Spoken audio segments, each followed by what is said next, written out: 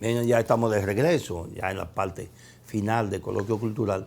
Miren, antes de irnos a la pausa, habíamos dicho que cuando regresáramos íbamos a continuar con el tema de la coincidencia entre Danilo e Hipólito. Danilo Medina y Leonel Fernández, su conflicto pasó de lo político a lo personal. Su conflicto porque Danilo entendió que Leonel lo había engañado en el 2008, porque ellos habían quedado, había un acuerdo verbal, y eso ha trascendido a toda la opinión pública y todo el mundo lo sabe, que había un acuerdo verbal entre Danilo y Leonel, que Leonel sería el candidato del partido en el 2004 hasta el 2008, y que en el 2008 el candidato sería Danilo. Cuando Leonel se puso la ñoña en el 2004, cuando llegó el 2007 por ahí, que ya sabía el año siguiente, había elecciones y decidió que no, que él seguiría subido en el palo, como dice el merengue aquel. Entonces Danilo sintió en ese momento como que había sido traicionado. Y por eso Danilo renuncia como funcionario, como ministro de la presidencia, y decide lanzar su precandidatura. Y como era lógico, y lo dijo el mismo presidente Fernández en esa época, cuando la primaria del PLD, dijo, a un presidente de la República nunca ha perdido una primaria. Y efectivamente, Danilo le ganó como 90-10. No. Danilo sacó como 28%. 28% sacó Danilo. Pero se sintió. Y se sentó y no hizo campaña. Y Leonel ganó. Y luego en el 2012 Danilo gana las elecciones. Ya Leonel no se podía reelegir con la modificación constitucional del 2010. No se podía reelegir o no podía seguir siendo candidato. Y entonces el PLD lleva a Danilo. Danilo se la desquita en el 2015, modificando la Constitución para seguir montado en el palo. Entonces, eso fue lo que hizo que incluso a Leonel le dieron un palo acechado, porque le reunieron el comité político en un resort de Juan Dolio.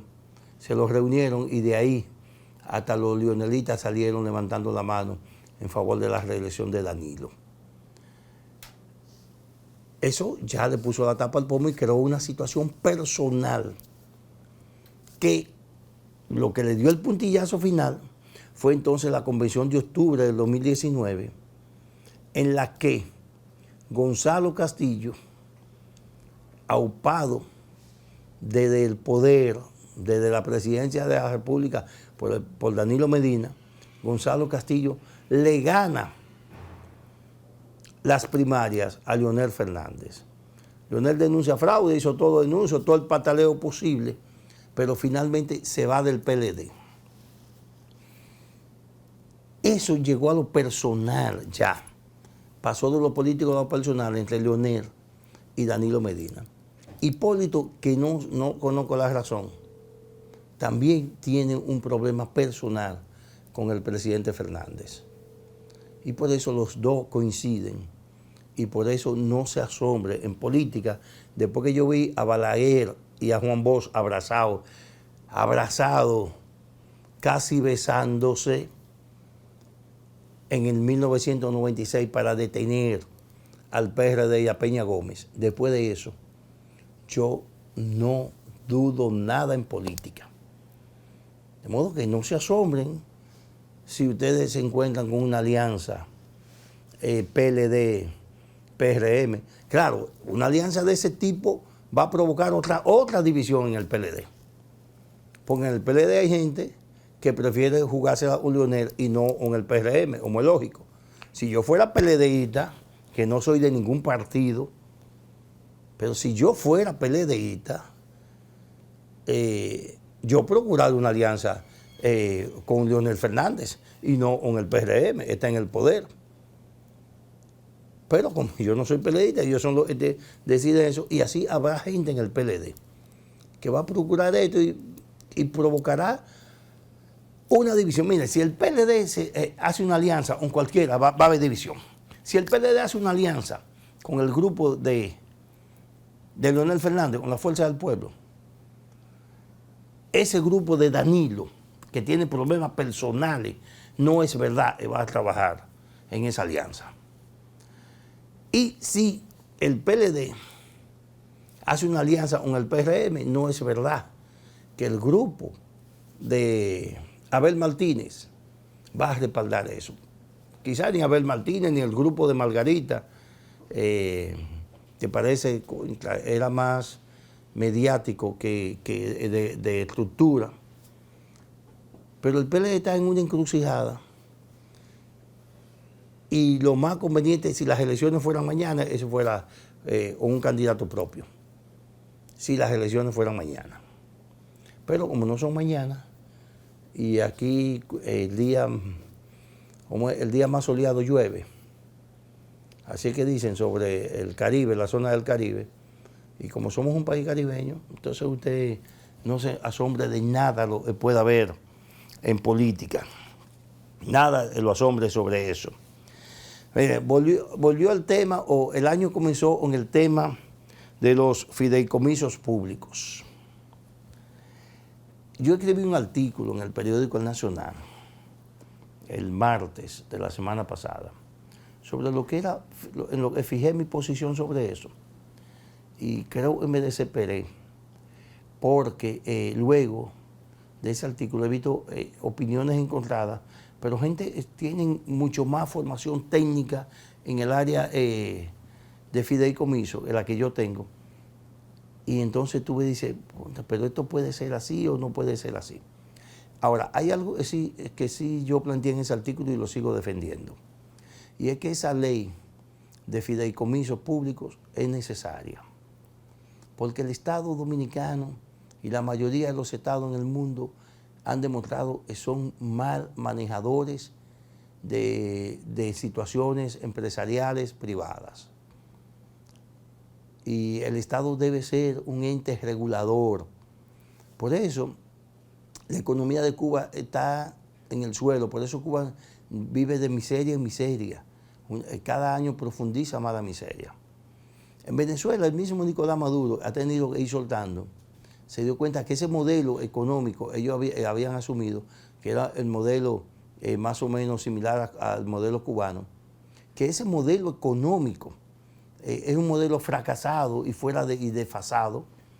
Nicolás Maduro ha tenido que ir volviendo de nuevo a los modelos, al modelo anterior, al modelo tradicional que había en Venezuela, y que logró colocar a Venezuela en un país ya en el carril del desarrollo, que Chávez lo echó para atrás asumiendo el modelo. Claro, ahí también son responsables los partidos políticos. La corrupción de los partidos políticos llegó a un extremo en Venezuela en que eso había que pararlo. Y ahí surgió Chávez como un mesías. Pero un mesías entonces luego decide asumir un modelo económico fracasado, el modelo de Cuba. Y fíjense que Nicaragua, con Daniel Ortega, que un guerrillero, izquierdita, como no había más, también Nicaragua ha logrado superar en parte ese escollo de la miseria como resultado de los cambios en la política económica que ha tenido que implementar Daniel Ortega. Y eso pasa porque los estados ya no pueden manejar la economía de un país, no puede estar en manos del Estado.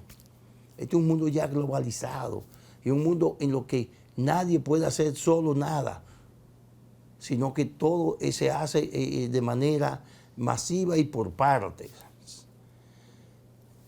Y por eso que la ley de fideicomisos es necesaria, porque permitiría que sectores empresariales participen junto con el Estado en proyectos de desarrollo, como un ejemplo lo de Bahía de las Águilas. El gobierno no puede hacer un aeropuerto en Bahía de las Águilas, ni el drenaje, ni el asfaltado de ni toda la calle del pueblo, ni los hoteles.